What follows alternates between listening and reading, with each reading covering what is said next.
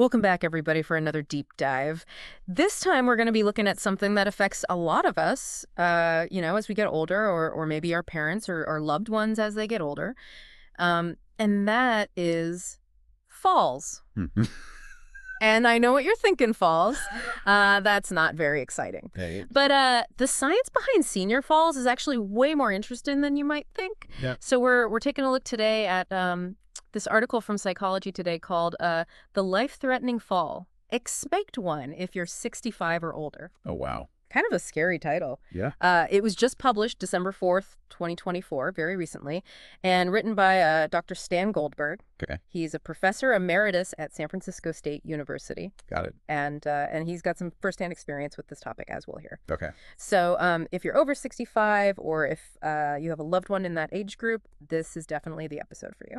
Yeah. And I think, falls, we think about falls, we often think about, okay, well, maybe the person has poor eyesight or there are obstacles in the home, things like that, sort of the obvious things.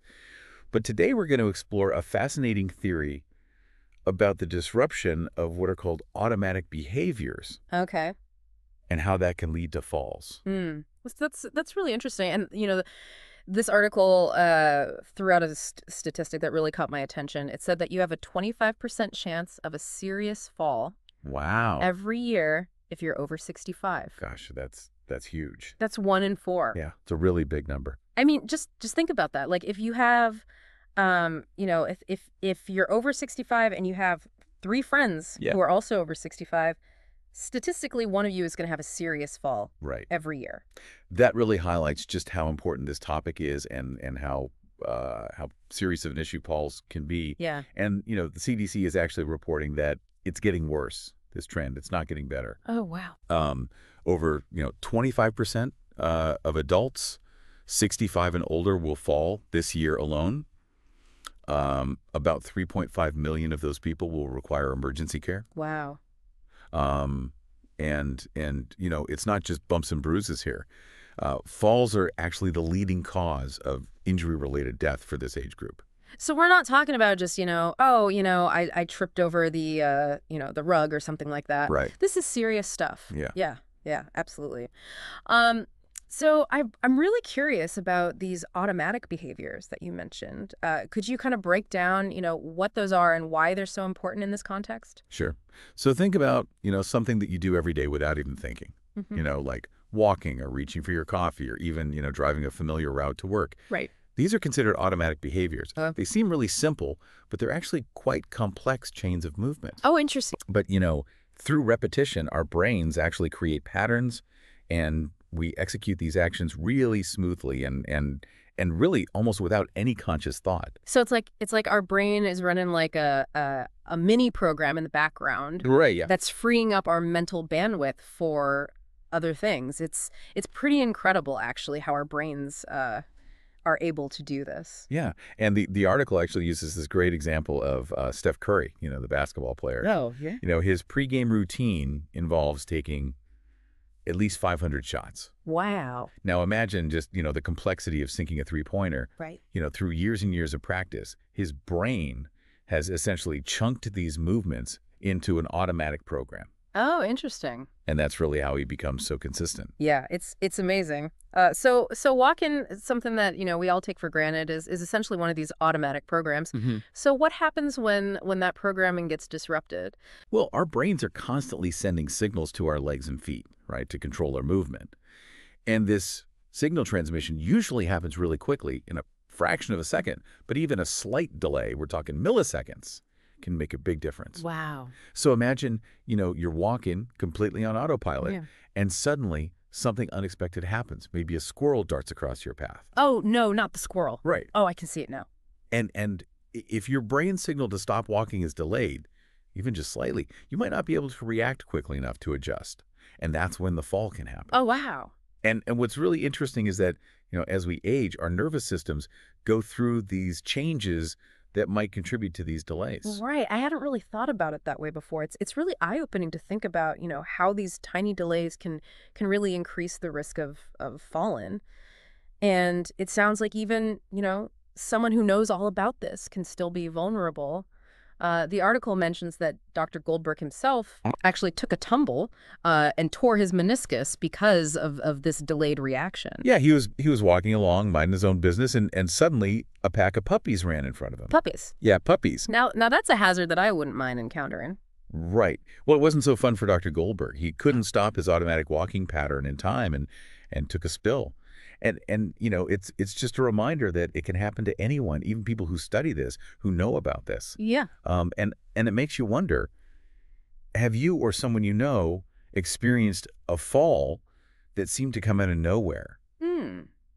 Could this disruption of automatic behavior be a factor? That's a great question for our listeners to ponder. Yeah. It definitely, makes you look at falls in a whole new light. Yeah. And it sounds like Dr. Goldberg thinks that more research is needed in this area. Mm-hmm. He really makes a strong case in the article for better understanding these neurological mechanisms so that we can, develop better prevention strategies. Right. So we can get ahead of this. It definitely, seems like we need to move beyond just reacting to falls and start being more proactive about preventing them. In the article, Dr. Goldberg talks about, the importance of creating a safe environment, Right. which we hear a lot about. But he kind of takes it a step further than just that. What does he mean by that? Yeah, he's not just talking about, removing rugs or installing grab bars, although those things are super important. Right. He's really talking about paying attention to the details of when and how falls happen, and then sharing that information with, the person's doctor or a physical therapist or, whoever's helping them with that. So it's like if your dad, tends to trip on the stairs more at night, Yeah. or your grandma stumbles when she gets up too quickly from the couch, like those little things actually matter. Absolutely. Those patterns can be clues to a specific underlying issue. Maybe it's a problem with depth perception and low light or blood pressure fluctuations when they stand up. Right. And the more information we have, the better equipped we are to develop a really personalized prevention strategy. I love that. It's like being a health detective for your loved one. Mhm. We often think of falls as a purely physical problem. Right. But this deep dive has really, highlighted the crucial role that our brains play. Right. Yeah. It's so fascinating how the brain is really the control center for everything we do, including, those automatic behaviors that we were talking about. And as we age, those intricate processes can become more vulnerable. Right. It's like that saying, use it or lose it, but for our brains. Yeah. Keeping our minds sharp and engaged is key for maintaining those neural pathways and reaction times. That makes me think about Dr. Goldberg's call for developing protocols to help seniors compensate for these potential neurological timing issues. What could those protocols look like? Well, there's some really interesting research being done in this area. Okay. Some studies are looking at cognitive training exercises, sort of like brain games, Okay. to help, improve reaction time and coordination. So instead of just doing crosswords, seniors could be playing like video games that challenge their reflexes and things like that. Exactly. And there's even research into using virtual reality simulations to create like safe environments where seniors can practice navigating, tricky situations like a crowded street or uneven terrain. Oh, wow. That's incredible. It's like giving their brains a dress rehearsal for real life scenarios. Exactly. And that's really given me a lot of hope here. It feels like we're moving towards, proactively preventing falls rather than just, reacting to them once they happen. And that shift in mindset is so important. It's about empowering seniors and their families to really take charge of their well-being and not just accept falls as an inevitable part of aging. Right. You mentioned earlier, the possibility of training our brains to be more resilient to these delays, much like athletes train their bodies. Could you elaborate on that idea? Yeah, I think it's a really exciting frontier, and it raises some important questions. Okay.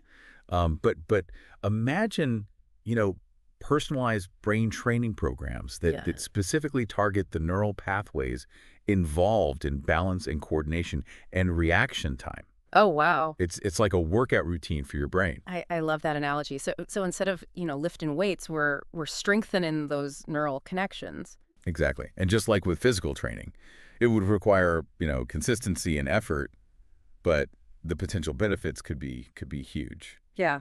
Of course, that kind of personalized training, would require a lot of individual attention and resources. That's a great point. Yeah, accessibility and affordability are definitely important considerations. But I'm optimistic that, as technology improves and our understanding of the brain deepens, these kinds of interventions will become more readily available. Yeah, it's definitely an area to watch closely. All of this is so fascinating. It feels like we're on the verge of a whole new era of fall prevention, Mhm. one that's rooted in a deeper understanding of Mhm. of the brain and its remarkable abilities. It's Okay. it's not just about preventing falls either. It's really about promoting overall well-being and independence for seniors, right? Absolutely. Imagine a future where we can not only prevent injuries, but actually enhance, cognitive function and mobility and quality of life, Right. for older adults. Yeah, absolutely. And Yeah. and speaking of, taking action, Yeah. for our listeners out there who are ready to dive in and start doing something, Mm-hmm. what are some key takeaways that they can apply right now? Yeah, that's a great question. What can people do today Hmm. to help themselves or their loved ones? Well, I think first and foremost, awareness is key. Okay. We need to understand that falls aren't just a matter of, clumsiness or bad luck. Right. There's often a really complex interplay of factors, including, those neurological nuances that we've been Well, discussing. don't just brush off a fall as no big deal, Right. especially if it's happening, repeatedly. Exactly. Encourage open communication with loved ones and healthcare providers. Share any observations about the falls, even the little things like we were talking about earlier. Right. Those details can be really important in understanding, the underlying causes. That makes sense.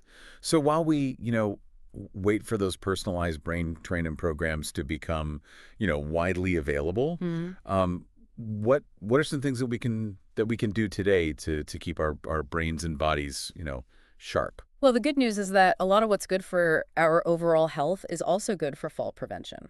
Okay. So, staying physically active, challenging our minds, eating a balanced diet, getting enough sleep, all of those things contribute to a healthy brain and body. It's like a holistic approach to well-being. Exactly, inside and out. And don't underestimate the power of social connection. Hmm.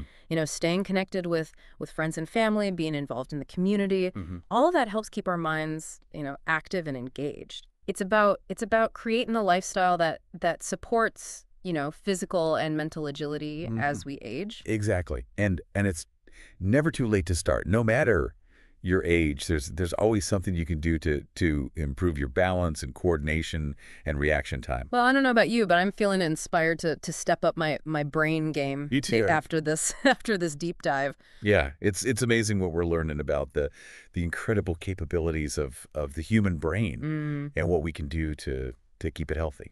A huge thank you to Dr. Goldberg for shedding light on this important topic Yeah. and to all of you for joining us. Remember, falls are not an inevitable part of aging. Right. Knowledge is power, and together we can create a future where seniors live with confidence and independence. Who knows? Maybe one day we'll all be doing brain workouts as a regular part of our routine. Now that's a thought-provoking image to leave you with. Until next time, keep those minds sharp and those conversations flowing. We'll catch you on our next deep dive into another fascinating topic.